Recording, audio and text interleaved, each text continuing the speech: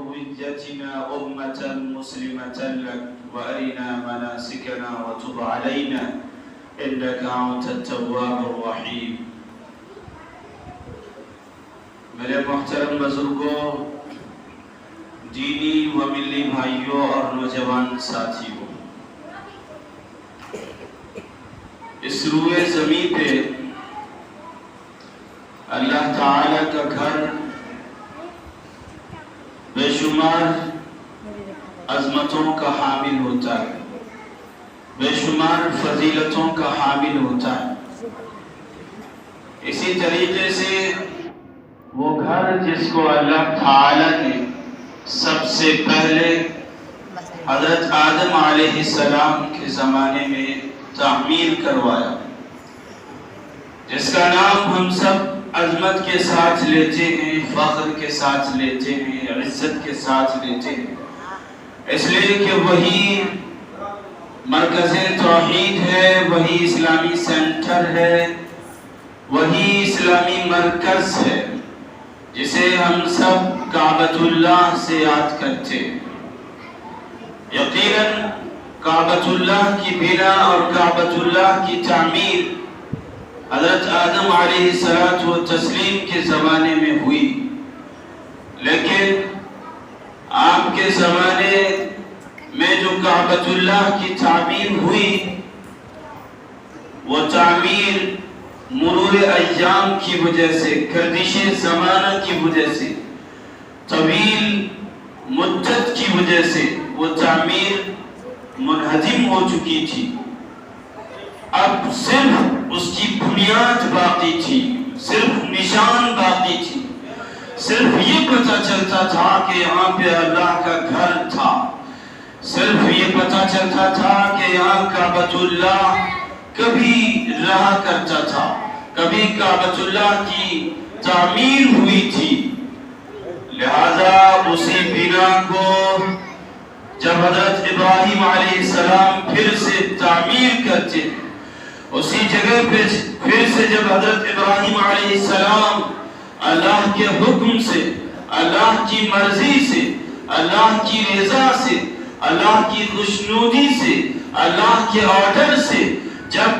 اسی جگہ پہ کعبۃ اللہ کی دوبارہ تعمیر فرماتے، تو اللہ تعالیٰ اس تاریخی واقعات کو قرآن مجید میں یوں ارشاد فرماتا ہے: وَإِذْ يَرْفَعُ إِبْرَاهِيمُ الْقَوَاعِدَ مِنَ الْبَيْتِ وَإِسْمَاعِيلُ، جب حضرت ابراہیم علیہ السلام خانہ کعبہ کی تعمیر کر رہے تھے، ایسے وقت میں انہیں بے شمار چیزوں کی ضرورت درپیش تھی، بے شمار چیزیں خانہ کعبہ میں لگ رہی تھی، اینٹ بھی لگی تھی، پتھر بھی لگے تھے، سیمنٹ بھی لگے تھے، اور اس وقت جو بھی چیز ایک مکان کے بننے میں لگتی تھی تمام چیزیں لگی تھی، اور اس وقت بھی آپ کی معیت ہوئی تھی، اس وقت بھی خانہ کعبہ کی تعمیر میں آپ کی نصرت ہوئی تھی، آپ کی امداد ہوئی تھی،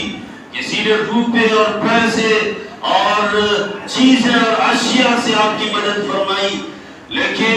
اللہ تعالیٰ جب اسی کعبۃ اللہ کو قرآن مجید میں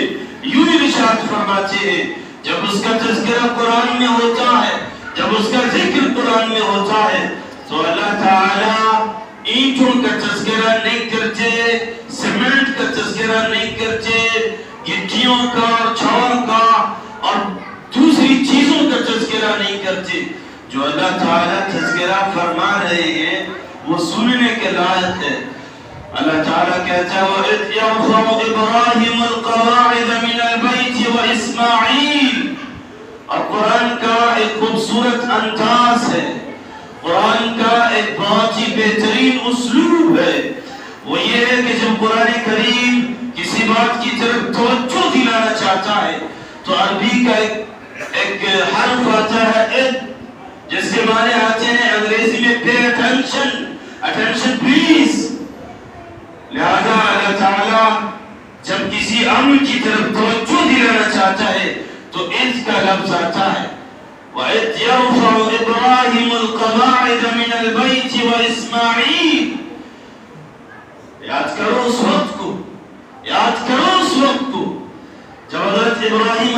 السلام خانہ کعبہ کی بنیاد اٹھا رہے تھے، جب حضرت ابراہیم علیہ السلام خانہ کعبہ کی تعمیر کر رہے تھے، اور ان کے ساتھ ان کے لخت جگر حضرت اسماعیل علیہ السلام بھی تھے۔ اب دیکھیے کہ اس وقت جب حضرت ابراہیم علیہ السلام نے خانہ کعبہ کی تعمیر کی، اور جب خانہ کعبہ کی تعمیر فرما رہے تھے تو اللہ کو کوئی اور چیز پسند نہیں آئی، صرف آپ کی بنا کا انداز پسند آیا، آپ کا عمل پسند آیا، آپ کا اخلاص پسند آیا، اور آپ کی رضا پسند آئی۔ جبکہ اللہ تعالیٰ چاہتے تو اس وقت لوگوں کی اینٹوں کی فہرست قرآن میں تذکرہ کرتے، یا پھر لوگوں نے جو چندہ لکھوایا تھا اس کا تذکرہ کرتے، یا پھر یہ کہ جو لوگوں نے سیمنٹ دیا ہوگا اس وقت اس کا تذکرہ کرتے،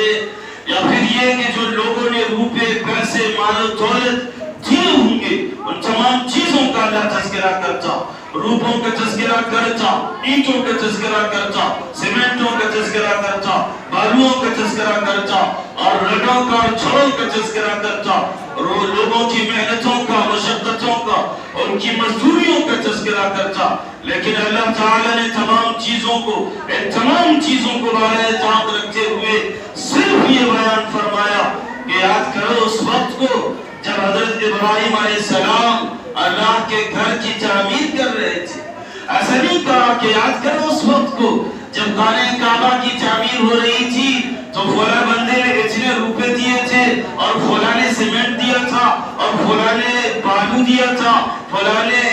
گٹی دی تھی، فلاں نے چھڑ دیا تھا، اور فلاں نے اتنے روپے دیے تھے۔ یاد کرو اس وقت کو، اللہ نے ایسا نہیں کہا، بلکہ اللہ نے کہا یاد کرو اس وقت کو جب حضرت ابراہیم علیہ السلام خانہ کعبہ کی تعمیر کر رہے تھے، اور ان کے لخت جگر بھی ان کے ساتھ تھے۔ یہ اللہ تعالی نے بیان فرمایا۔ تو اب جب آپ کی مسجد الحمدللہ تعمیر کو پہنچ چکی ہے، پائے تکمیل کو پہنچ چکی ہے، اور اب جب نہ جب چھت کی ڈھلائی ہونی ہے، تو ایسے وقت میں یقیناً آپ قابل قبول ہیں، آپ قابل ستائش ہیں، آپ قابل مبارکباد ہیں کہ آپ نے روپوں سے امداد کیا، پیسوں سے امداد کیا۔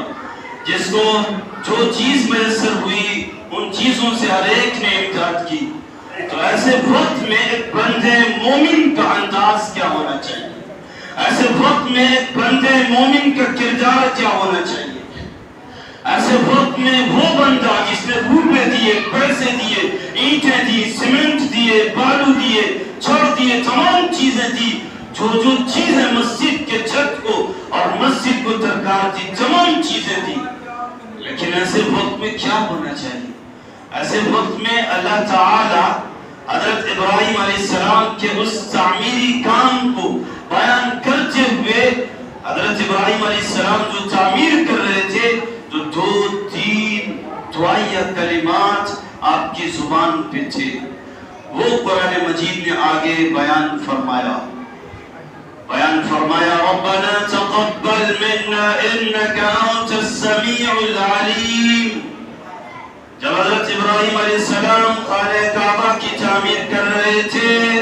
تو آپ کی زبان پہ ایک دعا جاری تھی، آپ بار بار کہتے تھے ربنا تقبل منا انك انت السميع العليم۔ یا اللہ میری خدمت کو قبول کر لیجئے، یا اللہ میری محنت کو قبول کر لیجئے، یا اللہ میرے منہ پہ کوئی معنی نہیں رکھتے، اور سیمنٹ دینا اور بالو دینا اور گٹی دینا اور چھڑ دینا اور روپے دینا اور پیسے دینا اس کی کوئی اہمیت نہیں ہے۔ یا اللہ تو میرے عمل کو دیکھتا ہے، یا اللہ تو میری محنت کو قبول فرما لے، یا اللہ میری خدمت اس لائق تو نہیں ہے کہ تیرے حضور میں پیش ہو، لیکن یا اللہ ربنا تقبل منا، یا اللہ میری جانب سے اسے قبول فرما لیجئے۔ تو اس وقت کا انداز یہ تھا کہ روپے جتنے صرف ہو، پیسے جتنے صرف ہو، آپ نے اینٹیں جتنی دی ہو اور سیمنٹ جس قدر دیے ہو اور بالو جس قدر دیے ہو، جس قدر روپے اور پیسے دیے ہو، ایسا نہیں کہ ہم نے 1,00,000 روپے دیے تو اس قدر متکبرانہ چال میں آ جائیں گے، یا پھر یہ کہ سینہ تھن جائے گا اور گردن اکڑی ہوئی ہو جائے گی، ایسا بالکل نہیں، بلکہ حضرت ابراہیم علیہ السلام دعا کرے ربنا تقبل، یا اللہ قبول کر لیجئے، پیسے کی اہمیت نہیں ہے، روپے کی کوئی قیمت نہیں ہے، یا اللہ قبول کر لیجئے، انک انت السمیع العلیم، آپ بہت زیادہ سننے والے ہیں، بہت زیادہ جاننے والے۔ تو جب بندے مومن کوئی کام کرتا ہے بڑا کام، تو اس کی نسبت اللہ کی طرف کر دیتا ہے، اپنی محنت کو اللہ کے حوالے کر دیتا ہے، اپنی کارکردگی کو اللہ کے حوالے کر دیتا ہے، اپنے رزلٹ کو اللہ کے حوالے کر دیتا ہے، اپنے نتیجے کو اللہ کے حوالے کر دیتا ہے۔ لہٰذا آپ کی مسجد میں جنہوں نے جو کچھ بھی دیا ہو، اب بھول جائیے کہ آپ نے کچھ بھی دیا تھا، بلکہ جو کچھ بھی دیا تھا یہ نیت کر لیجئے کہ میں نے اللہ کے گھر کو دیا تھا، اب وہ قبول ہو چکا ہے، اب کوئی حفاظت و بکواس نہیں کی جائے گی، اب کوئی تذکرہ نہیں ہوگا کہ فلاں نے اتنے روپے دیے، فلاں نے اتنے روپے دیے، میں نے اتنے سیمنٹ دیے، میں نے اتنے بالو دیے اور اتنے چھڑ اور اتنے راڈ دیے، کوئی اس کی حیثیت نہیں ہے، اس کی کوئی اہمیت نہیں ہے۔ اہمیت اب صرف آپ کے اخلاص کی ہوگی، اہمیت اب صرف آپ کی نیت کی ہوگی۔ اگر آپ نے نیت اللہ کے گھر کی ہوگی، اخلاص آپ کے نیت میں ہوگا تو پھر وہ قبول ہو کے رہے گا۔ اس لیے دوسری جگہ فرمایا گیا لا تبطلوا اعمالکم بالمن والاذى، کہ اپنے اعمال کو احسان جتلا کر اور دوسروں کو تکلیف دے کر باطل مت کرو، اپنی نیکیوں کو احسان جتلا کر دوسروں کو تکلیف دے کر نیکیوں کو رائگاں مت کرو، نیکیوں کو بیکار مت کرو، نیکیوں کو ہکار اور باطل مت کرو۔ ایک تو یہ، اور دوسرا میسج، دوسرا پیغام، دوسری جو دعا جو حضرت ابراہیم علیہ السلام کی زبان پہ تھی دوران تعمیر کعبۃ اللہ، وہ یہ دعا تھی ربنا واجعلنا مسلمین لک۔ آپ خانہ کعبہ کی تعمیر کر رہے ہیں اور دعا کر رہے ہیں، اے ہمارے رب ربنا واجعلنا مسلمین لک، اے ہمارے رب ہم دونوں کو اپنا فرما بردار بنا لیجئے۔ مطلب یہ کہ مجھے ابراہیم کو اور میرے لقتے جگر حضرت اسماعیل کو اپنا فرما بردار بنا لیجئے، مطیع بنا لیجئے، مسلمان بنا لیجئے۔ اب یہ عجیب و غریب دعا ہے کہ حضرت ابراہیم و اسماعیل علیہ السلام سے بڑھ کر کون مسلمان ہوگا؟ اگر آپ دونوں مسلمان نہیں ہوں گے تو دنیا کا کوئی فرد مسلمان نہیں ہوگا،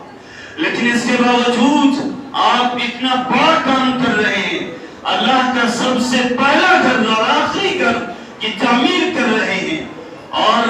آپ کعبۃ اللہ کی تعمیر کر رہے ہیں جو مرکز ہدایت ہے، جو اسلامی سینٹر ہے، جو اسلامی مرکز ہے، جہاں لوگ حج کو جاتے ہیں، جہاں لوگ جانے کے لیے تڑپتے ہیں، جہاں لوگ جانے کے لیے تمنائیں کرتے ہیں، امیدیں لگاتے ہیں، روپے پیسے قربان کرتے ہیں، وہاں جاتے ہیں، ایسے گھر کو تعمیر کر رہے ہیں، اور آپ کہہ رہے ہیں ربنا واجعلنا مسلمین لک، یا اللہ ہمیں اور ہمارے بیٹے اسماعیل کو مسلمان بنا دیجئے،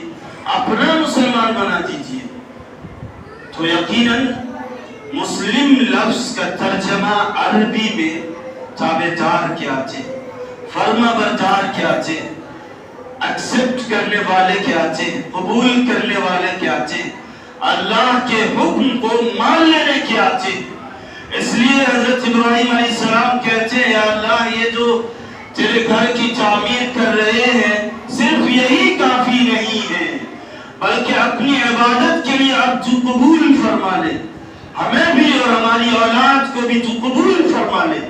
مطلب یہ کہ مسجد کی تعمیر اب ہونے کو ہے، کہیں ایسا نہ ہو کہ مسجد کی تعمیر تو ہو چکے گی لیکن نماز کی توفیق نہیں ملے گی، مسجد میں ذکر و اذکار کی توفیق نہیں ملے گی، مسجد میں قیام و قعود اور رکوع و سجود کی توفیق نہیں ملے گی۔ کہیں ایسا نہیں ہو کہ مسجد تو تعمیر ہو جائے اور بعد میں مسجد کی آبادی نہیں بڑھے، بعد میں مسجد ویران نظر آئے، بعد میں مسجد آباد نظر نہیں آئے۔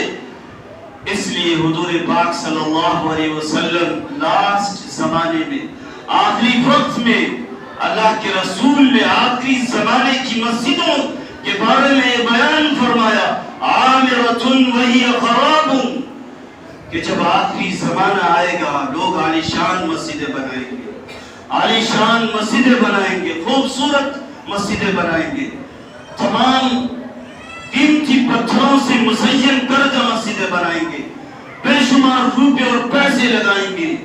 جس کو اللہ کے رسول نے فرمایا عامرۃ وہی خراب، مسجد تو بالکل عالیشان ہوگی لیکن باہر سے مسجد عالیشان دکھے گی، خوبصورت دکھے گی، لیکن جب اندر جھانکا جائے گا تو نمازی ایک بھی نہیں ملیں گے، نمازیوں سے مسجد بالکل خالی ہوگی۔ اس لیے اللہ کے رسول نے بیان فرمایا ایک زمانہ آئے گا کہ آخری زمانے میں لوگ مسجد تو بنائیں گے لیکن نمازی نہیں بڑھا پائیں گے، لوگوں کو مسجد کے اعمال سے نہیں جوڑ پائیں گے۔ اسی بات کا ڈر حضرت ابراہیم علیہ السلام کو تھا، اس لیے مسجد بھی بنا رہے ہیں اور کہہ رہے ہیں ربنا وجعلنا مسلمین لک، یا اللہ مسجد بنا رہے ہیں لیکن یا اللہ مسجد کو آباد کرنے والا بھی بنا دے، مسجد کے حق کو ادا کرنے والا بھی بنا دے اور مسجد میں نمازیں پڑھنے والا بھی بنا دے، ہمیں بھی اور ہماری اولاد کو بھی اپنا تابعدار اور فرما بردار بنا دے۔ اور دوسرا واقعہ جو حضرت ابراہیم علیہ السلام کی زندگی کا ہی ہے، جب اللہ تعالیٰ نے حضرت ابراہیم و اسماعیل علیہ السلام کو قربانی کا حکم دیا اور ایسے وقت میں دونوں باپ بیٹے نے اللہ کے حکم کو پورا کر دکھایا، تو وہاں بھی جو اللہ تعالیٰ نے لفظ قرآن میں لایا ہے وہ بھی ہے فلما اسلم، وہاں بھی فلما اسلم، اللہ چاہتا تو کہہ سکتا تھا فلما اکمل، کہ جب ان دونوں نے اپنے کام کو پورا کر دکھایا، لیکن اللہ نے ایسا نہیں کہا فلما اسلم، جب وہ دونوں مسلمان ہو گئے، جبکہ دونوں باپ بیٹے مسلمان تھے، لیکن اس کے باوجود قرآن کہتا فلما اسلم، جب دونوں مسلمان ہو گئے، یعنی دونوں نے جب اللہ کے حکم کو پورا کر دیا، جب عمل کے ساتھ، ایکسرسائز کے ساتھ، پریکٹیکل کے ساتھ، ایکشن کے ساتھ، ایکٹیویٹیز کے ساتھ دونوں باپ بیٹوں نے اللہ کے حکم کو، جو اللہ تعالیٰ نے حضرت ابراہیم علیہ السلام کو کہا کہ اپنے لفظ جگر کو قربان کیجئے، جب دونوں باپ بیٹے نے اللہ کے حکم کو پورا کر دکھایا تو اللہ کہتا ہے فلما اسلم، دونوں مسلمان ہو گئے، مطلب دونوں نے میری فرما برداری کی اور دونوں نے عمل کر کے دکھایا، زبان دانی کا دعویٰ نہیں کیا، جملہ باز مسلمان نہیں بنے، فقہ باز مسلمان نہیں بنے، تابعدار مسلمان نہیں بنے کہ صرف جملوں میں مسلمان بنتے ہوں گے، صرف کپڑے اور پوشاک میں مسلمان بنتے ہوں گے، صرف ادھر ادھر دکھاوے میں مسلمان بنتے ہوں گے، نہیں، تمام چیزوں کو ختم کیا اور کہا فلما اسلم، دونوں نے میرے حکم میں مسلمان بن کے دکھایا، عمل کر کے دکھایا، تو یقیناً اسی لیے حضرت ابراہیم علیہ السلام تعمیر کعبۃ اللہ کر رہے ہیں اور کہہ رہے ہیں ربنا وجعلنا مسلمین لک، یا اللہ یہ مسجد تعمیر کرنا بڑا کام ہے لیکن اس سے بڑا کام مسجد کو آباد کرنا ہے، یا اللہ ہمیں اور ہمارے بیٹے اسماعیل کو اپنا فرما بردار بنا دے۔ اس کے بعد ایک اور دعا، آخری دعا جو کرتے ہیں وہ یہ ہے وَمِن ذُرِّيَّتِنَا أُمَّةً مُسْلِمَةً لَكَ، ایسا نہیں کہ صرف خود ہی حضرت ابراہیم علیہ السلام اپنے لیے اور اپنے لفظ جگر اسماعیل علیہ السلام کے لیے دعا کرتے ہیں کہ اللہ ہم کو اور ہمارے بیٹے اسماعیل کو جو ابھی ہیں انہیں مسلمان بنا دیجئے، ایسا نہیں، بلکہ فرمایا وَمِن ذُرِّيَّتِنَا أُمَّةً مُسْلِمَةً لَكَ، ہماری ذریت میں، ہماری نسل میں، ہمارے جنریشن میں، ہمارے خاندان میں جو بھی بچے آئیں انہیں مسلمان بنا، اپنا تابع دار اور اپنا فرما بردار بنا. تو یہ تمام دعائیں حضرت ابراہیم علیہ السلام کر رہے ہیں. اس سے صاف پتہ چلتا ہے کہ فکر صرف ایک ذات کی نہیں ہونی چاہیے، فکر صرف اپنے بچے کی نہیں ہونی چاہیے، بلکہ فکر پوری اولاد کی ہونی چاہیے، فکر پورے معاشرے کی ہونی چاہیے، فکر تمام جمعیت اور جتھے کی ہونی چاہیے، فکر آنے والی نسل کی ہونی چاہیے. جو نسل ابھی دنیا میں آئی نہیں ہے اس کی بھی فکر ہونی چاہیے کہ کس طریقے سے وہ مسلمان باقی رہے. آج چھ جائے کہ ہم نسلوں کی بات کریں، آج خود اپنی فکر سے ہم بے فکر ہو چکے ہیں. آج ہم خود کو مسلمان بنانے سے پیچھے جا چکے ہیں. آج ہم خود اپنے آپ کو اور اپنی اولاد کو مسلمان بنانے سے پیچھے جا چکے ہیں. آج ہم نے مسلمانی کا راستہ بالکل ترک کر دیا ہے. جس طریقے سے ہمیں مسلمان بننا چاہیے، اپنی اولاد کو مسلمان بنانے کی فکر کرنی چاہیے، جس طرح حضرت ابراہیم علیہ السلام فکر کرتے ہیں، اور پوری نسل کو، پوری ذریت کو، پورے جنریشن کو مسلمان بنانے کی فکر کرنی چاہیے اور دعا مانگتے رہنا چاہیے کہ یا اللہ یہ تعمیر کعبۃ اللہ بڑا کام ہے، لیکن اس سے بڑا کام مسجد کو آباد کرنا ہے اور نسلوں کو مسلمان بنانا ہے. وَمِن ذُرِّيَّتِنَا أُمَّةً مُسْلِمَةً لَكَ وَأَرِنَا مَنَاسِكَنَا. پھر حضرت ابراہیم علیہ السلام کہتے ہیں یا اللہ ہمیں اپنے عبادت کے طریقے تو سکھا دے. ایک طرف حضرت ابراہیم علیہ السلام عبادت جس جگہ کی جائے اس جگہ کو تعمیر کرتے ہیں، معبد مسجد کو تعمیر کرتے ہیں جہاں عبادت کی جائے گی، اور ساتھ ہی اللہ تعالیٰ سے کہتے ہیں وَأَرِنَا مَنَاسِكَنَا. یا اللہ یہ تو مسجد تعمیر کرتے ہیں یہی کافی نہیں ہے، یا اللہ وَأَرِنَا مَنَاسِكَنَا، عبادت کے طریقے بھی سکھا دے، نماز پڑھنے کے طریقے سکھا دے. آج ہم میں بے شمار افراد ایسے ہیں جو نماز پڑھتے ہیں لیکن نماز کا طریقہ معلوم نہیں، انہیں بے شمار دعائیں معلوم نہیں اور بے شمار سنتیں معلوم نہیں، نماز کے پورے کس طریقے سے ارکان ہیں، سنتیں کیا ہیں، واجبات کیا ہیں، فرائض کیا ہیں، کچھ پتہ نہیں صحیح معنوں میں. تو کہتے ہیں وَأَرِنَا مَنَاسِكَنَا، یا اللہ تعمیر بھی ایک ساتھ چل رہا ہے، تیرے گھر کو بھی تعمیر کر رہے ہیں، لیکن بعد میں چل کے جو اس میں نمازیں پڑھیں گے، اس میں ہم رکوع و سجود اور قیام و قعود کریں گے، مجھے پتہ بھی ہونا چاہیے کیسے نماز پڑھیں گے. تو یا اللہ وَأَرِنَا مَنَاسِكَنَا، اپنے عبادت کے طریقے سکھا دیجیے. وَتُبْ عَلَيْنَا، اور جو ہم نمازیں پڑھیں گے اس وقت ہم سے غلطیاں سرزد ہوں گی، تو وَتُبْ عَلَيْنَا، یا اللہ توبہ کرتے ان غلطیوں کی توبہ جو ابھی ہوئی نہیں ہے، ہونے والی ہمارے خون میں، جو غلطی مستقبل میں ہو سکتی ہے، فیوچر میں ہو سکتی ہے، اس کی توبہ کر رہے ہیں، اس غلطی کی استغفار کر رہے ہیں. اس سے ہمیں یہ سبق ملتا ہے کہ انبیاء کی ذات کیسی ہوتی تھی، جو غلطی بعد میں ہو سکتی ہے، ہوگی یا نہیں کنفرم نہیں ہے، ہو سکتی ہے، اس کی بھی توبہ بھی کر رہے ہیں. اور آج ہم سے اگر غلطی ہو جاتی ہے تو ہم توبہ کرنے کو تیار نہیں ہوتے. یقیناً انبیاء کی ذات معصوم اس لیے ہوا کرتی تھی. تو کہتے ہیں وَتُبْ عَلَيْنَا إِنَّكَ أَنْتَ التَّوَّابُ الرَّحِيمُ، یا اللہ آپ ہی توبہ کو قبول کرنے والے ہیں، آپ ہی رحیم و کریم ہیں. تو ان آیات کی تفاسیر میں نے سوچا کہ اس جمعہ کر دیا جائے، اس لیے کہ مسجد کی تعمیر کرنا ہی کافی نہیں ہے، مسجد کو آباد کرنا اور مسجد کے ارد و گرد میں مضافات میں اور مسجد سے جو لوگ منسلک ہیں ان کے ایمان کو بچانا اور آئندہ آنے والی نسلوں کے ایمان کو بچانا یہ بہت بڑی چیز ہے. لہذا اللہ پاک سے دعا کیجئے کہ اللہ تبارک و تعالی مسجد کو